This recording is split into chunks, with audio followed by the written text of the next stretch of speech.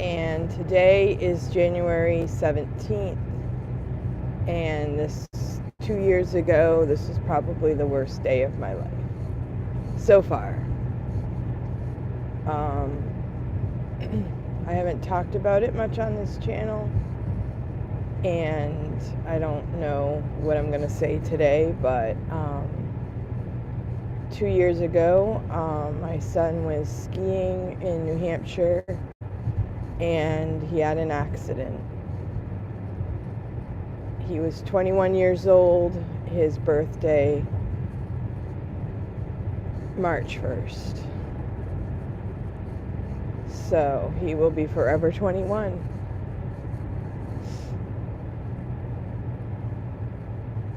I'm a Christian. I do believe that God had a plan, and I believe that he knew Jesus as a Savior, and I believe that he's in heaven. And I haven't talked about it much because I just don't really know what to say, because it's such a heartbreaking situation, but on the other hand, it's the reason I'm a Christian, because I do believe that when a person is absent from the body, the person is present with the Lord. So, as a Christian, I'm glad that I know the Savior of the world.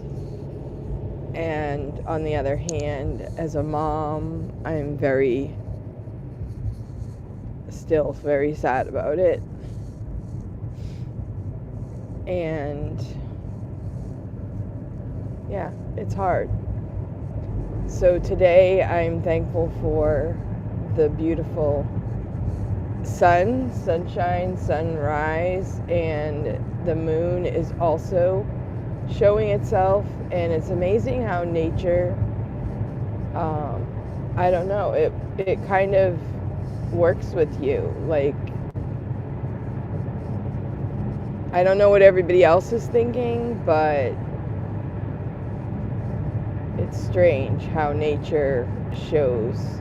You almost feel like God's winking. Maybe my son is able to,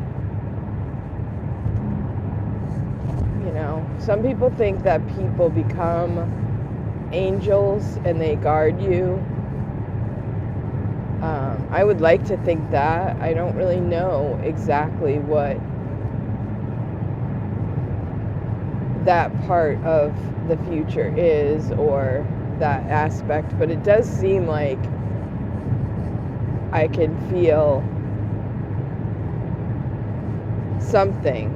Anyway, like after my son's accident, I just felt like I felt behind me. When I was doing the dishes one day, I felt like he was saying, "I'm okay."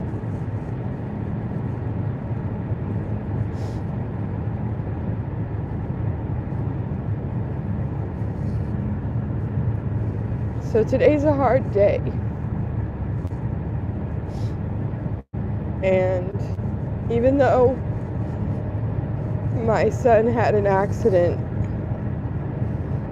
other people suffer the same way. I have had friends through the years that I had a friend that her daughter was 16 and she had a stomach flu and she fell asleep on the couch and never woke up. I have another friend that had a son who we prayed for through the years, that he had a stomach cancer. And he died. He had surgery. They tried everything. And he did not survive.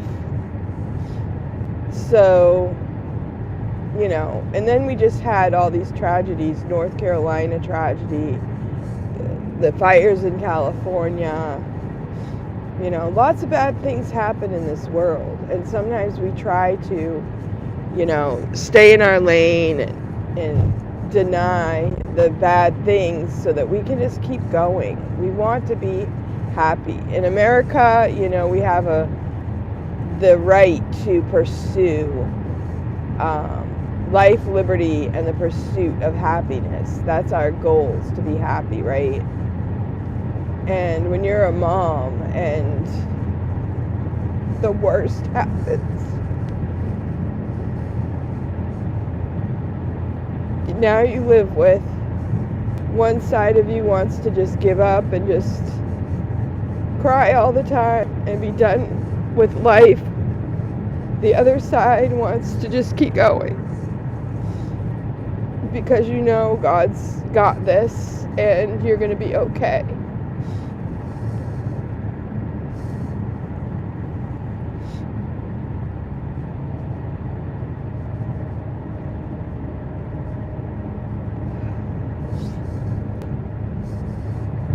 So, mom of 13, one is gone, and it's always going to be terrible.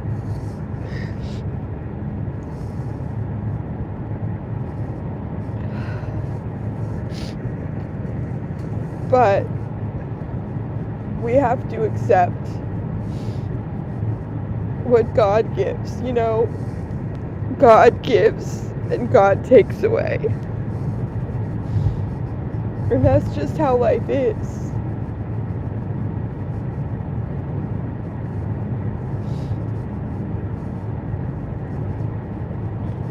I have so many good things to be thankful for.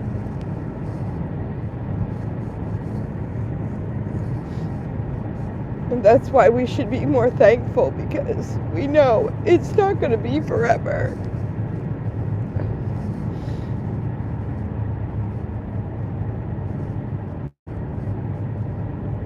Anyway, I didn't really want to go on about this. Yeah, good morning, guys. Thanks for coming. And this channel is about teaching and about teachers, and sometimes you have to, teachers are human too. It's not every day is about, oh, how can I do better? How can I do this technique, that technique? Teachers have to live life, and teachers suffer disappointment, and you still have to be there for your students. They don't always understand what we're going through. And you know what? Maybe they go through hard things. My kids are going to have to live this hard day for their sibling, 2 years ago, my son had the accident, and we were able to all meet together.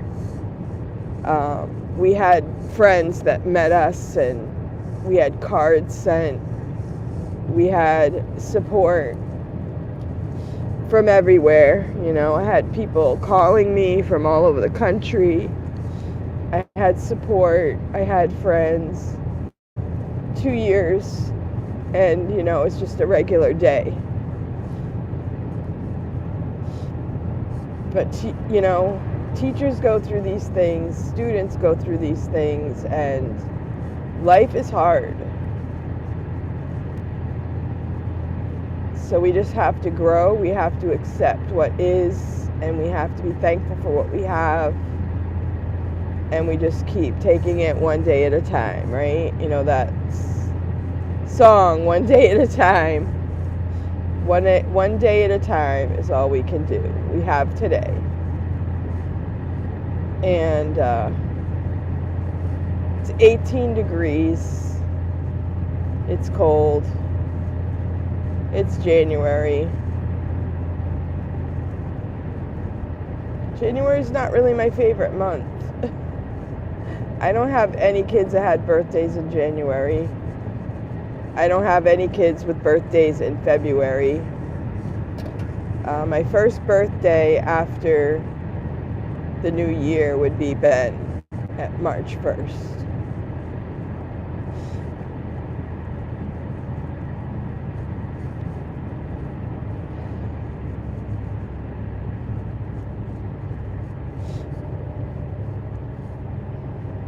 So today I'm headed to work. For most people, it's a regular day.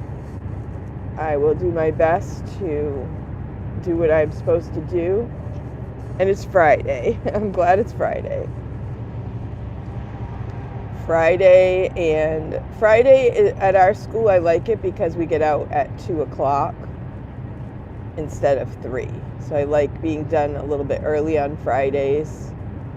And I think my son wants to get a haircut this afternoon, hopefully.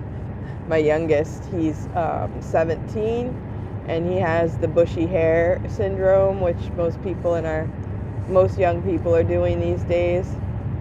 And he wants to get a haircut. We'll see if that happens.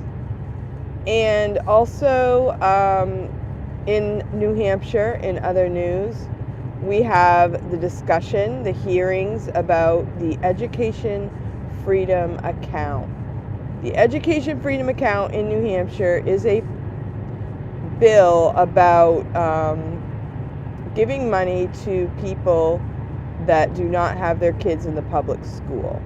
I was listening to some of the testimony this morning as I was getting ready for work, and there are people, right now there's an income limit, so if your income is over a certain amount, you do not qualify for the Education Freedom Account funds, which is about $4,000 per student.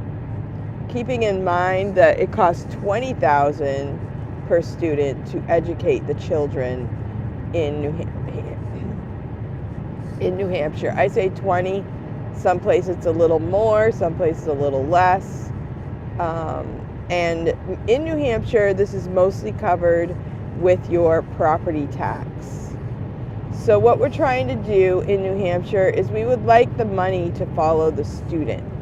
Maybe not $20,000, but how about the parents get a little bit of money so that they can choose what to do for their children's education. They could use the money to homeschool and maybe use it to help buy, say, resources, curriculum, materials, things that they need, or even tutors. You could use the money for music lessons, tutoring, like say your student needs help in math, or say your student wants to excel in math, any which way you want to do it. So that money would follow the student no matter what the parent's income. So I heard some really good testimony at the State House, and it is a really important thing, and New Hampshire is one of the first. I think there's one other state that has something similar. So this could be something that helps, the idea is that we would also help the state by providing a way for parents, to make a little extra money or get a little extra money to fund something, a program for their children, and possibly compete with the public school. And of course, the public school people say this takes money away from the public school. Well, it shouldn't. If you're budgeting properly, if someone takes their kid out of the public school, it shouldn't cause a problem with the funding of the public school. The public school should be funded according to how many students there are in the school.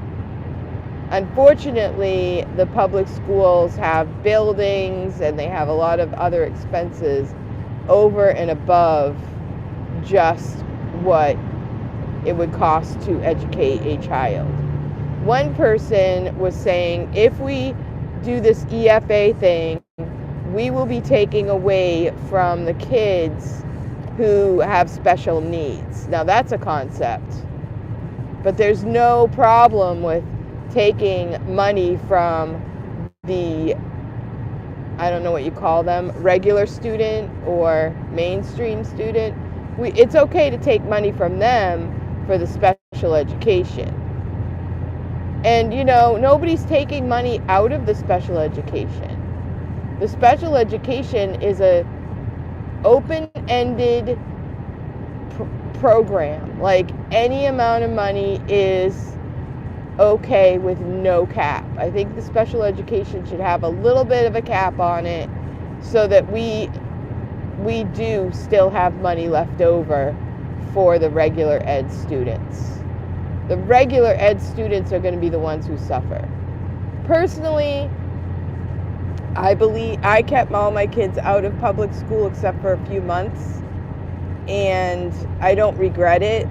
What did it cost me? It cost me my life because I didn't go to work. I didn't have a second income. It cost my husband a lot because he had to work. But also, I could also say it didn't cost me anything because the Lord did provide, and I was happy to be home with my children. And, you know, kids don't always value that the same as a parent would, but I know someday they will.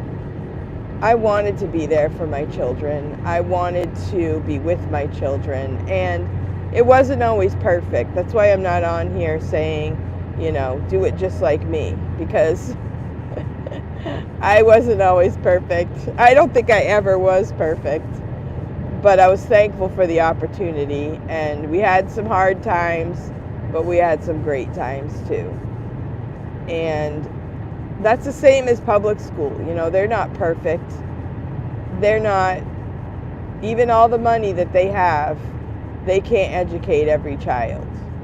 You know, every child has a choice. Every child has their own set of abilities and desires and whatever else.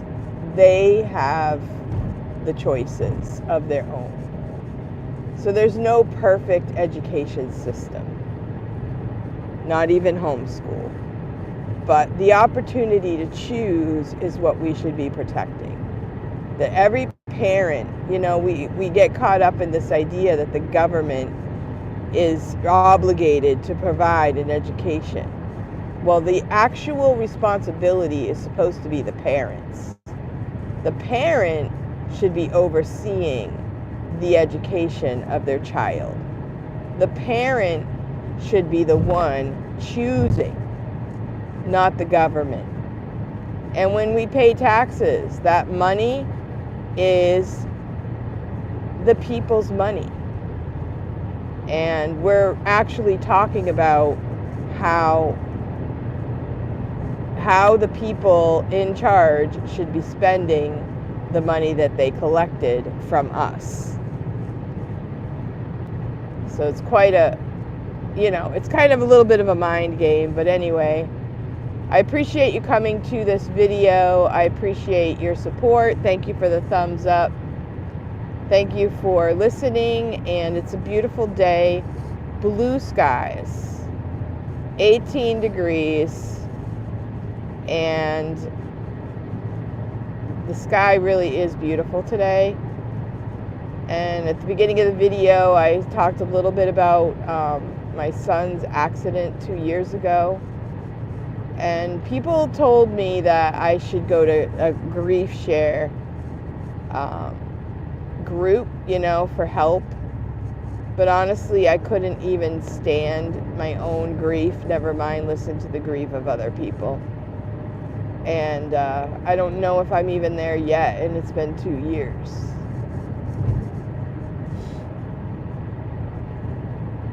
So anyway, thank you for watching, and this video has been about the day. This day is January 17th.